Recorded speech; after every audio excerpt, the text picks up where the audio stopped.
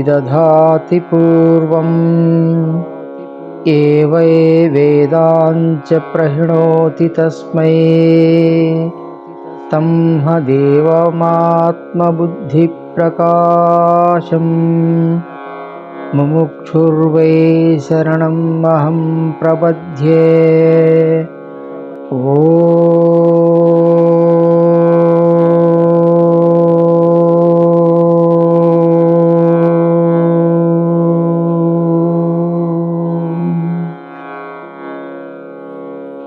मौनं व्याख्या प्रकटित परब्रह्मतत्त्वं युवानं वरिष्ठान्ते वसति गृषी गणैरावृतं ब्रह्मनिष्ठैः आचार्येन्द्रकरकलित चिन्मुद्रमानन्दमूर्तिं सात्वारामं मुदितवदनं दक्षिणामूर्तिमीडे वटविटसमीपे भूमिभागे निषण्णं सकलमुनिजनानां ज्ञानदातारमारातौ त्रिभुवनगुरुमीशं दक्षिणामूर्तिदेवं जननमरणदुःखच्छेदं ददक्षं नमामि। चित्रं वटरोर्मूले वृदाः शिष्या गुरुर्युवा गुरोस्तु मौनं व्याख्यानं शिष्यान्तु चिह्नसंशयाः निधये सर्वविद्यानां विषजे भवरोगिणां गुरवे सर्वलोकानां दक्षिणामूर्तये नमः। ॐ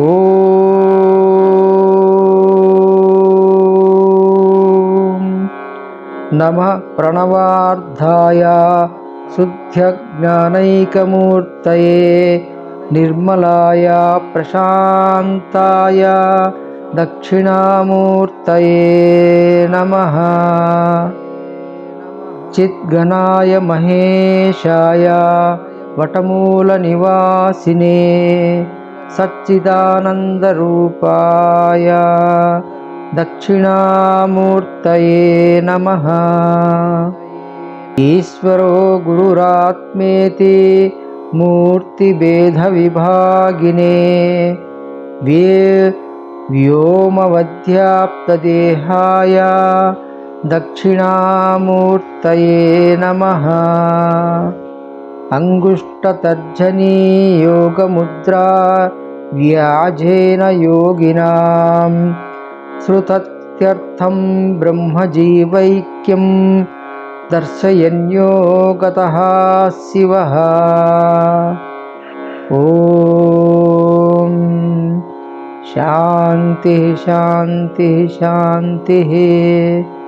स्तोत्रं विश्वं दर्पणदृश्यमाननगरी तुल्यं निजान्तर्गतं पश्यन्यात्मनि मायायया बहिरोर्भूतं यथा निद्रया यः साक्षात् कुरुते प्रबोधसमये सात्मानमेवाद्वयं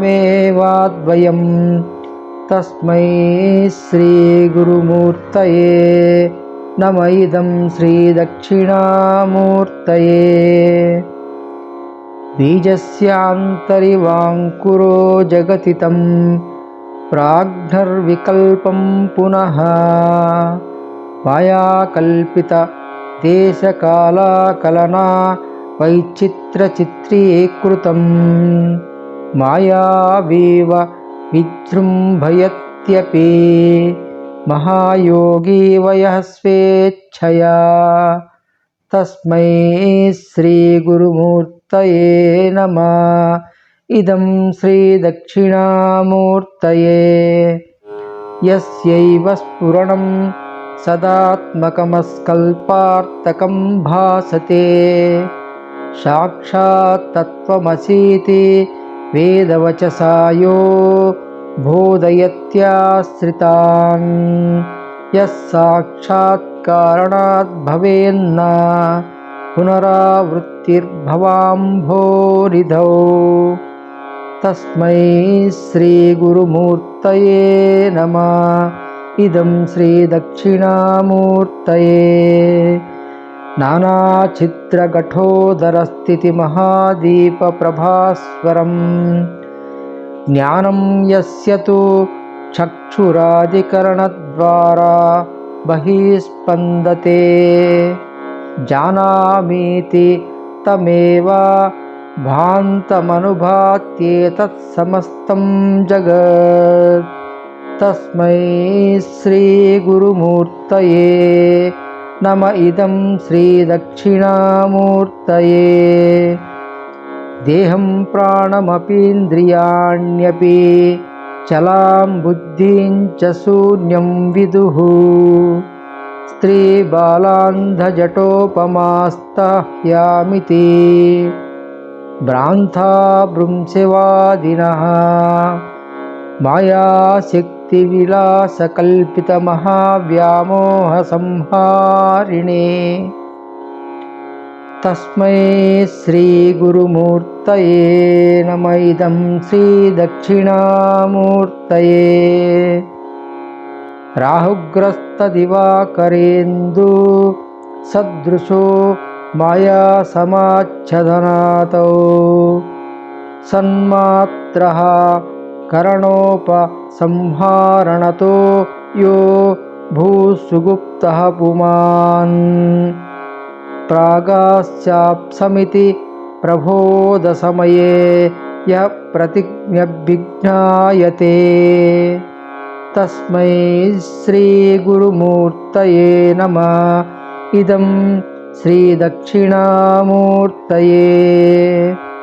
बाल्यादिष्वपि जाग्रदादिषु तथा सर्वास्वस्थास्वपि व्यावृत्तास्वनुवर्तमानमहामित्यन्तः स्फुरतं सदा सात्वानं प्रकटीकरोति भजतां यो मुद्रया भद्रया।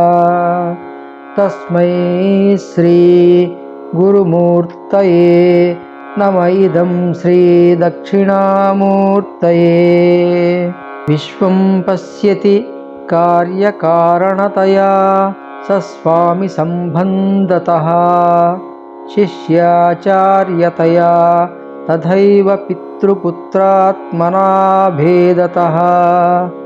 स्वप्ने जाग्रति वाय एषा पुरुषो माया परिभ्रमितः। तस्मै श्रीगुरुमूर्तये नमः। इदं श्रीदक्षिणामूर्तये।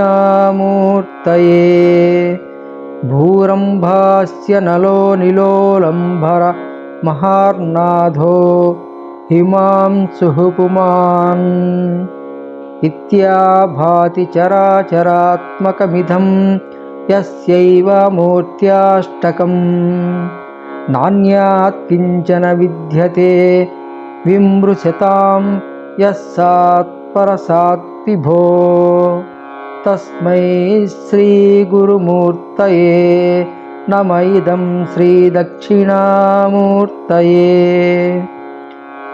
सर्वात्मत्वमिति स्फुटीकृतमिदं यस्मादमुष्मिंस्तवे तेनास्वश्रवणार्थदत्ता मननाध्यानाञ्च संकीर्तनातो। सर्वात्मतत्त्वमहाविभूतिसंहितं स्याधीश्वरत्वं स्वतः सिद्धेत्तत्पुनरष्टधा परिणतं चैश्वर्यमव्याहतम्। इति श्रीमत्शङ्कराचार्यविरचित दक्षिणामूर्तिस्तोत्रं सम्पूर्णम्।